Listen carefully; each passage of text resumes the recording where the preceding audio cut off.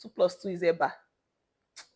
I beg, I beg, I beg, I beg. Hi guys, it's your girl Chinwe, aka Champagne Mommy, and we're back with another episode of House Gist with Chinwe. Spill the tea. Week 3 in Big Brother's house, and the drama has been nothing short of a 10. Week 3 got off to somewhat of a gloomy start, which saw our first set of evictees, Dan Boskid and Ibi Fubara, say goodbye to the Big Brother house and the housemates alike. Well, shortly after the eviction on Sunday, Big Brother tells the housemates to assemble in the arena for the head of house challenge. The head of house games saw Tracy emerging as head of house for week 3 and Isabella as the snail of house for week 3. Well, Tracy picks Culture as a house guest in the head of house lounge. On Monday, Biggie hands the brief for the week to the housemates.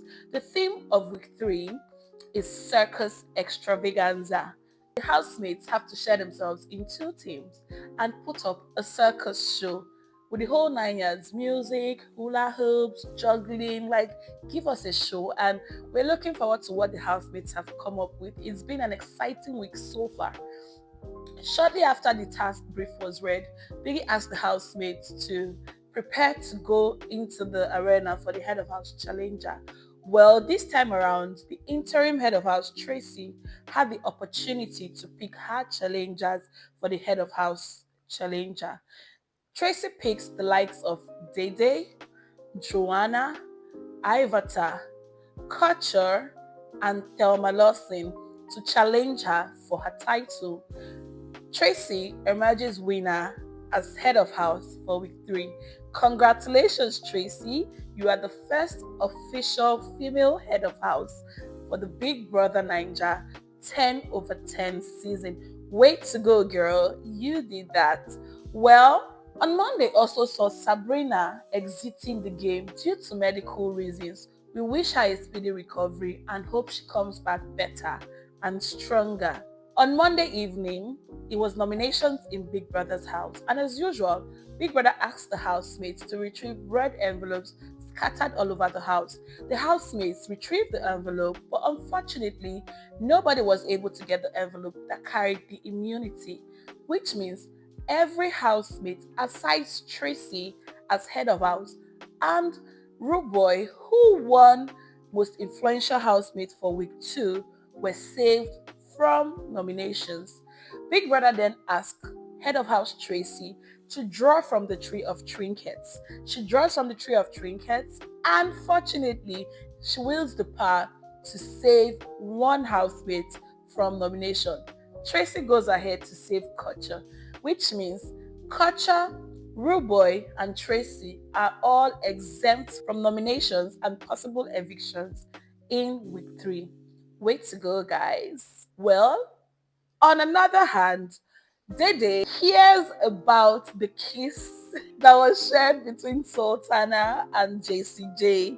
Well, Dede, it didn't quite sit right with her. She has a conversation with Jason about it, and she's literally starting to dip every other thing that has happened outside. So, there was a situation between Dede and Sultana from the Saturday after party and the whole peace situation and all of that. Now, after finding out about the kiss between Sultana and Jason J, Dede feels like the whole P thing was intentional. I still maintain that it wasn't intentional, but you know how it is.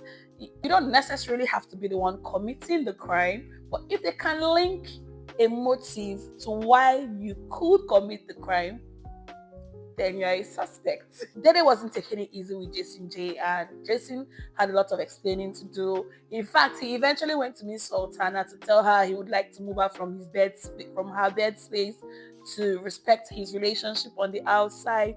Well, that ended with a kiss, so it's just so crazy. I mean, on another hand, Gigi Jasmine speaks to Ivata about Sultana's friendship with Victory. She feels like there's some betrayal there, and Sultana being one of her closest people in the house, she's not comfortable with how close Sultana and Victory are. I totally get where Gigi is coming from. But you know what? I feel like Gigi has to totally and completely drop Victory. Like, girl, you're way better than that. Let that man go. Let him be. Because, I mean, Victory obviously doesn't like Gigi. He has proven it in more ways than one that he doesn't like her. So, yeah, I mean, good riddance if you ask me. But that's just me, you know. More on Big Brother's twists. Big Brother introduces the red telephone. So, guys, this red telephone now, yeah, is designated to ring at any time in the house. Here is the gag. Whenever the red telephone rings, the housemate closest to the telephone must answer the call and follow the instructions that will be given via the telephone. So, I mean, the phone can literally ring up, and the instruction that comes next is pack your bags. You have been evicted from Big Brother's house. Eh? Who wants to find out what instructions will come with the telephone? Nobody, Abby. But guess what? Here's the fun part. Now, Biggie says, in an event where the housemates refuse to answer the red telephone, the head of house can appoint any housemates to answer the red telephone. Hey, while I'm the finish.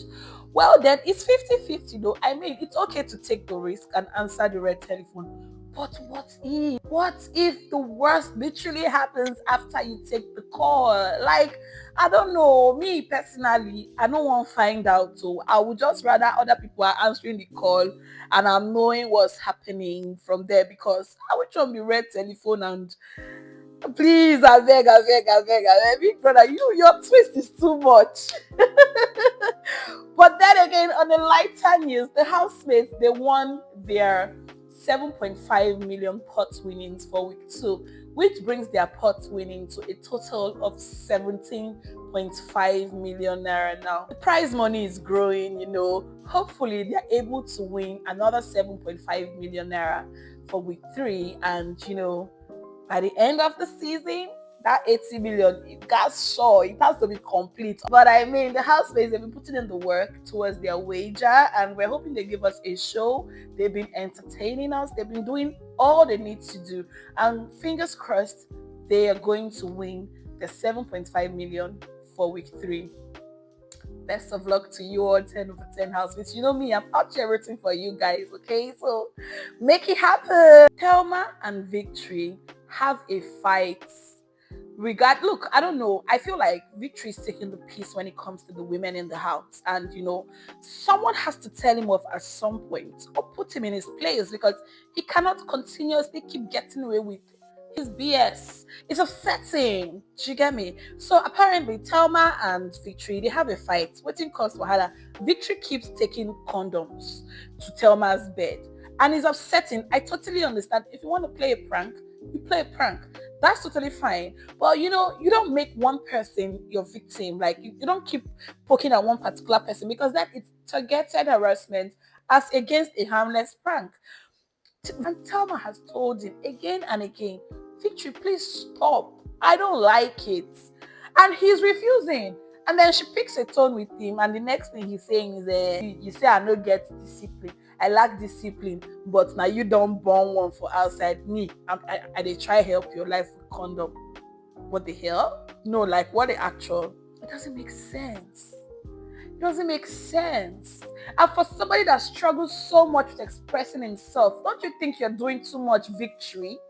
Come on, please. On Monday evening, the housemates received their shopping supplies in the house, which is obviously supposed to be a good thing now. Don't be so. It's a good thing. Everybody gets food, their drinks. We ordered their cigarettes in the house. But Faith said, not on my watch, you guys. Faith is a problem. And I'm of the opinion that he is a necessary evil, because everybody cannot be doing love and light kumbaya. There has to be an instigator. And if you know me, one thing about me is I always root for the bad guys. Oh. So Faith has literally been a pain in their asses in the house collectively. They get their supplies, and they got some cigarettes that came with a lighter. Faith doesn't even smoke, but he said he has a share in the cigarettes. Fair enough. But Faith takes their lighter and absconds with the lighter. Everybody they find faith, where lighter, where faith, where lighter, where faith, where lighter. Smokers won't light up. They don't agree see faith too. Eventually, faith threatens that why did they take the cigarettes? Why did they not bring the cigarettes earlier? If they make him angry now, he's going to throw the cigarettes and the lighter into the pool. These are people that they've not smoked in 3 to 4 weeks. And you are telling them that after Big Brother has given them cigarettes and lighter, you won't carry the cigar, carry the lighter, throw away for swimming pool. Culture say, bro, I go to beat you, bro. The housemates lost it. It was literally a fate versus the house situation, with Culture telling him like, look, I go chop you like 2 minutes noodles now. If you try them, I go chop you like 2 minutes instant noodles and nothing will happen. To Bright losing it and almost getting physical with him. Well, Faith says Bright has to apologize for shoving him. Bright says, I am not apologizing for shoving you. Faith says he's going to report to Big Brother. He went and started ringing Big Brother's bell. You needed to see the housemate. Go and report. Go and report. As far your own done too much. Go there, report. Since that is what you want to do, report us now. Make Biggie come flog us. It was so crazy. Eventually, Biggie even really had to call Faith into the diary room to douse the situation, because there was a lot of tension in the house. Emotions were high. The boys were visibly upset. The girls were already starting to lose their cool. Like, everybody has been accommodating Faith, and it just seemed like he was taking the piece and all of that. We felt like everything had already settled, though. But it was just for that night, because the next day Big Brother came back and there were strikes. On Tuesday, Biggie asked the housemates to gather in the lounge. We're all wondering, why is Biggie gathering everybody in the lounge on a Tuesday? But guys, it was raining punishment and strikes. Culture got a final warning for his altercation with Faith and threatening to beat up Faith the previous day. Sultana was banned from alcohol for 1 week for the situation with Didi's box and her clothes and the whole peace situation. Of course, I still say it wasn't a deliberate. Nobody would deliberately want to do something like that. That's just the gag. Because if you go through your rule books, you know better than to go to Biggie's house and deliberately do. If you even deliberately pee on your own stuff, they can throw you out. Unless it's an accident. So there's no way you're gonna tell me Sultana with her clear eyes peed on Didi's stuff and Biggie left her in that house. What's there for Biggie to lose? Absolutely nothing, So yeah, that happened, but it wasn't a deliberate thing. So Biggie gave Sultana an alcohol ban for 1 week for that, and went ahead to issue Bright Morgan a double strike for shoving and being physical with Faith. Hopefully the housemates have learned their lessons, and hopefully this doesn't take away from our drama. Please, they should keep serving us. So now why would they pay subscription? No fear, we will help you talk to big in a small thing. On Tuesday, housemates had their Guinness sponsored task. Shout out to Guinness, the gold sponsor, our headline sponsor for Big Brother Naija 10/10. The housemates had their Guinness task on Monday, which saw Team Vibrant emerging as winners of the Guinness task. Congratulations to Jason J, Kaikumi, Isabella, Sultana, Joanna, Culture, and Imisi for emerging winners of the Guinness sponsored task.